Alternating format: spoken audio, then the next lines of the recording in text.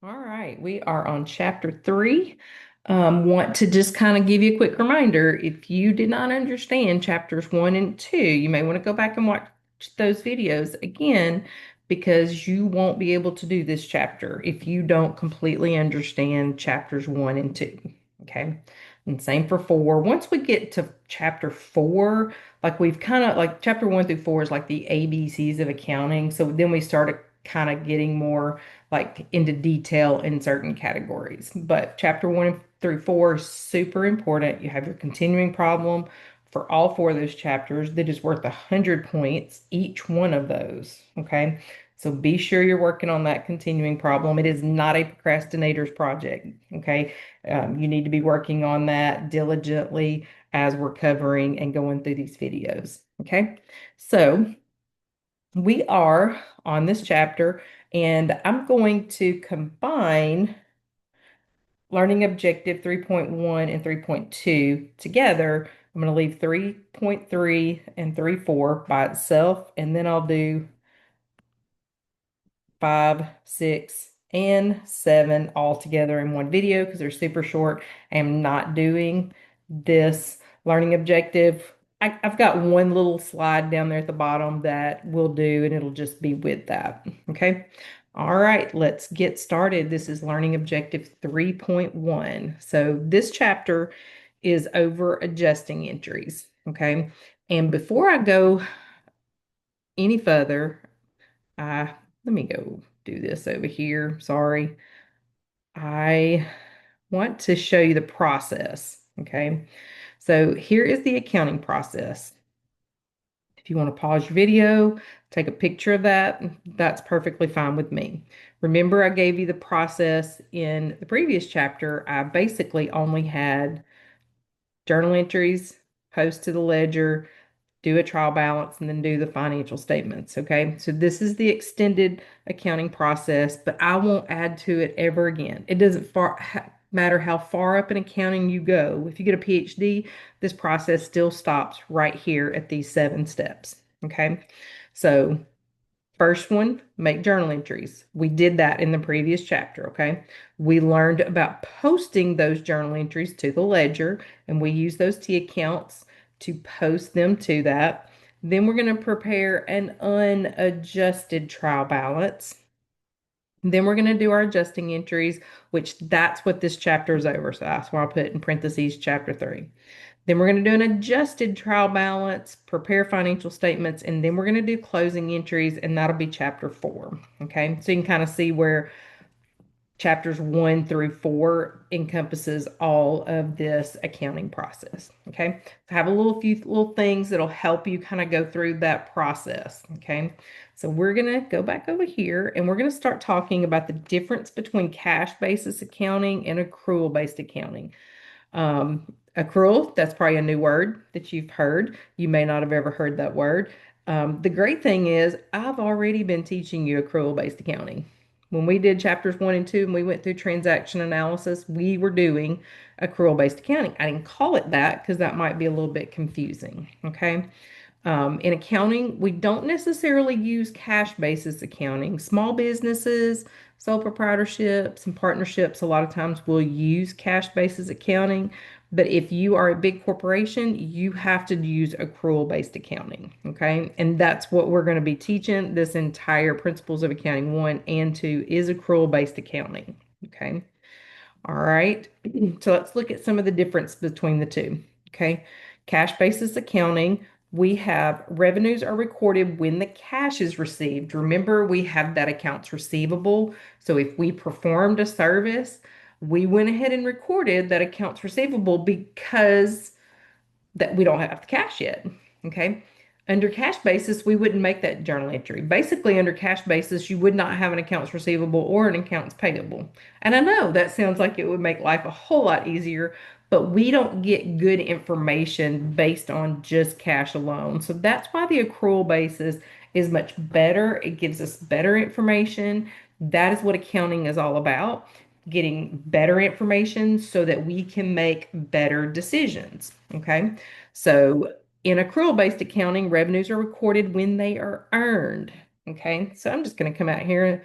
Remember, we learned that journal entry. We can debit accounts receivable, credit the service revenue. Okay, that's would be what would be recorded under accrual-based accounting. Okay, we wouldn't even make this entry if it was cash basis accounting. Okay, it would be gone. We wouldn't make it. We just, whenever we get the cash, which doesn't matter if we get the cash today or if we get the cash 6 months from now, we're going to record it whenever we get the cash. Okay. Expenses are recorded when they're paid, not necessarily when they are incurred, like they are under accrual-based accounting. Okay. Says it's not allowed by GAAP. There is a lot of businesses though who there's really not much difference between cash basis and accrual based accounting. And so they can get away with using it, even though GAAP says it's not allowed. If there's a very tiny difference between the two, then they're okay with it. The hotel that I worked at, we did cash basis accounting because we weren't a corporation. We were a partnership, very small partnership, small business. So basically, really everything that was we made journal entries for was based on basic tax basis of accounting. Okay. Because that's what we needed. We didn't really need financial statements in accrual based accounting. Okay. But like Walmart, Kroger, Target, big corporations, they're always going to be using accrual based accounting. Okay. Cash basis is easier, so therefore we're not going to do the easy stuff. Okay. So um, most businesses are using accrual-based accounting because it does give us better information, gives us a better picture of the business's revenues and expenses. So since we're doing accrual-based accounting, we have to make adjusting entries. Okay. Now, personally, I think adjusting entries are really hard. This chapter is going to be a little bit more difficult. Chapter 4, if you can muddle through chapter 3, chapter 4 is a lot easier. Okay. So I kind of like when I pair up chapters like that, one really hard one that's not so hard. Okay. So we're going to learn how to make adjusting entries. We're not going to be using cash basis accounting, but they're going to go through a couple of examples just so you can kind of see how we're going to make better decisions. Okay. All right. So right here we have this example. May 1st, Smart Touch Learning paid $1,200 for insurance for the next 6 months. You probably need some practice on journal entries, so let's make a journal entry here in the margin. May 1st, we are going to debit the asset prepaid insurance. This may have been the entry we made in the previous chapter, but I'm not sure. Okay. And we're going to credit cash for 1,200. Okay. So the cash payment was made on May 1st. Okay. But this covers 6 months of interest. So all they did was take the total, 1,200, and divide it by 6 to get $200 per month. Okay. So under cash basis accounting, we're just going to record one whole expense at whenever the cash goes out. But that prepaid insurance is actually good for the next 6 months. And that's 6 months. So we have May, June, July, August, September, October. Okay. So we have 6 months. And if we wanted to do financial statements at May 31st, we're going to have a huge expense for prepaid insurance. We're going to have this big insurance expense for $1,200, but it's really covering several months. It's not covering 1 month. So you can kind of see now where we're going to get better information. So when it's under accrual-based accounting, we'll record the cash payment, the expense for the under cash basis, one big expense, all right there in that year. So right out here in the margins, under cash basis accounting, my journal entry would be insurance expense, 1,200, and you would credit cash. So you just recorded 6 months of interest in 1 month. Okay. Does not give us really good information. Okay. So this is cash. Over here is what I've already been teaching you, which is accrual-based accounting. Okay. So when we're under this accrual-based accounting, at the end of every single month, we are going to make an adjusting entry just to make it go to the income statement. Because remember, this is an asset, and this is an asset. Neither one of those are an expense. Okay, so I'm just going to go ahead and do it. I don't think they do that. Let's make the journal entry for the end of May. At the end of May, that prepaid insurance isn't worth $1,200 anymore, is it? Okay. It's really only going to be worth 1,000, 5 more months. Okay. So we've got to get 200 out of that prepaid insurance and get it over to the income statement. Okay. So I'm going to draw a T account of my prepaid insurance. And we made that journal entry. We debited that prepaid insurance because it is an asset. Okay. So the journal entry to record $200 of expense, we would debit insurance expense for 200 and credit the prepaid insurance. Okay. So we're making this prepaid insurance asset go down by $200. Okay. Let's pretend we didn't make that entry. Okay. Let's pretend we didn't make that entry. We would be telling our users that we have an asset worth $1,200 when that asset's really only worth 1,000. Okay. So now you can kind of see where these adjusting entries and accrual-based accounting gives us better information. We would make this exact same entry for insurance expense for May, June, July, August, September, and October. Okay. So let's look at the next one. April the 30th, Smart Touch Learning received $600 for services to be performed for the next 6 months, May through October. Okay, let's make the journal entry that we've already made. This might be one I don't really know if it was. Okay, we got cash of 600, but we haven't performed the service yet. Okay, we haven't performed the service yet, so we're going to credit unearned revenue, and that is a liability. The prefix UN makes it a liability. Okay, and so you can see under cash basis, we would record all that revenue April 30th, but we didn't perform any of that service on April the 30th. Okay. They said it was over 6 months, so they're giving us some nice, easy math here. So each month, they're going to earn $100 of that unearned revenue. So I'm going to come down here, make a T account for unearned revenue. Remember, it's in a liability, so it has a credit balance. Okay. So on May 31st, we're going to earn $100 of that. So we would debit the unearned revenue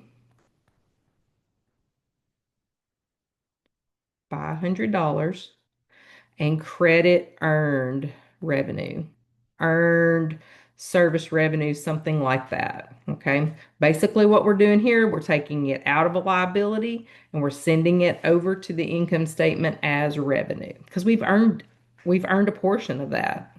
Okay.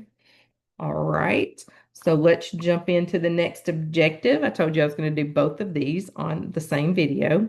So we have a couple of concepts. We've talked about a few over the last few chapters. We don't talk about them all in one chapter because that would be so overwhelming for you. Okay. So we have a couple that we're going to talk about here. We're going to look at the time period concept, revenue recognition, and the matching principle. Okay. Time period concept, it just assumes that we have these business activities are put into these little small time segments, and financial statements can be prepared for specific periods such as month, quarter, or a year. Okay, or it could be half a year. Okay, you have to do them at least once a year because who wants to know how much money you made at least once a year? Okay, the IRS. So you can't say, oh, I'm going to do financial statements for 2 years. Nope. You can't really do that. You can combine 2 years together just for your internal purposes, but the IRS is going to be looking at that every single year. Okay. So that's the time period concept. And then the fiscal year, this is any accounting year of 12 consecutive months. Okay. There's a lot of businesses that don't actually run on a January to December basis because that doesn't really fit what their business is. Okay. A lot of businesses like Target or Walmart, they may choose a November 30th year end. That way they have all of December to get things ready for the next year. Okay. Instead of, the traditional December 31st cutoff. Okay. Um, this you're taking a college class right now. Schools K through 12, anything that runs on an academic year runs usually like a July to June 30th. That's what we do here at CBC, and every college I've ever worked for usually has a year end of June 30th, and the new year starts July 1st. So it can get a little confusing because our salary runs that way, but then like there are some things like our health savings and things like that that runs on a calendar year. So there's a few things that are a little bit different. Doesn't make much difference on the accounting side though. Okay. So that's time period concept. Let's talk about revenue recognition. I used to not spend very much time on this in principles because a lot of it doesn't really apply to what we're doing in this class because this is a very basic accounting class. But this has been a huge thing there's been a lot of accounting pronouncements done when it comes to revenue recognition because there was businesses who were they did not have enough guidance on some contracts. So GAAP came out with this 5-step revenue recognition. Most everything we're going to talk about in this class will be pretty black and white. It's going to be revenue or it's not revenue yet. Okay. So first step, identify a contract with the customer. So you're going to have a contract. Contracts just something they enter between two or more parties. It does create enforceable rights and obligations. Some of y'all will probably take me for legal environment of business. We talk about contracts a little bit when it comes to that. Um, we're talking about the exact same contracts. Um, the biggest examples I've seen, usually this pops up in intermediate accounting, is where you might have a contract to buy a computer system, have them install it, and then maybe they'll give you like 2 years of a service to get things going in that computer system. Then you're going to identify what are those separate portions of the contract. Okay. And that's where it really comes into play because you might have where you earned the revenue of selling all the equipment right here in year one, but then part of that revenue is going to cover the next 2 years. Then that revenue needs to be earned gradually over the next 2 years or anything like that. Okay. So identifying those separate performance obligations. Okay. Determining a transaction price. You're going to have to determine a transaction price for each one of those services. Usually, it is what is the fair market value of that particular service by itself. Okay. Like if we just bought that by itself, and then we look at each one of those performances and what would they be individually, and then we can allocate using a percentage, we can allocate each one to each different service that we are providing. Okay. Then we'd allocate it based on like a fair value of what those services are worth. Okay. And then we'll recognize revenue. There usually will be one big chunk that you'll see they'll earn in 1 year, and then usually something like a service call center that'll be gradually earned over however long the period of time is. Okay. So that's revenue recognition. Matching principle and revenue recognition go hand in hand. Okay. If you think about revenue recognition, I'll just write this out. Revenue recognition and matching. Matching involves the expenses. Okay. These two together make up what this whole chapter is about, accrual-based accounting. Okay. Because if we're just doing cash basis accounting, we don't even care about these two things. Okay, we're just looking at cash. Whenever cash is received, that's when we have revenue. But already said, doesn't give us really good information. So, one example I've used over the last 20 years, if you think about, usually I know a lot of people who will just, in the summer, they'll try to pick up a couple of yard mowing jobs and come mow yards. If you think about if that was you, you might buy a lawnmower in year one. Okay. And you have that big expense here in year one, but then you're going to gradually earn revenue on that. Then you need to have some way to match the expenses to the revenues that you earned in that period of time. Okay. And so we would do, in that case, we would do something like depreciation, which we are going to talk about in this chapter. We will talk about depreciation and kind of how we can depreciate things over its useful life. We're just going to touch on it here in this chapter and learn the journal entries. We're not going to do a lot of the big calculations for that. We won't do that till chapter 10. Okay. I will see you on the next learning objective 3.3.